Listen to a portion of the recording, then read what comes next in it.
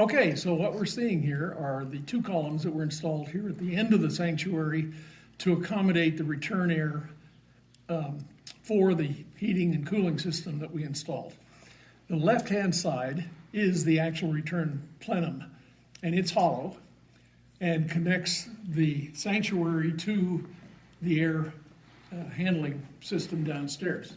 On the right-hand side is the matching column, just to make it look similar and provide a nice entrance system. And we have a closet in this particular column.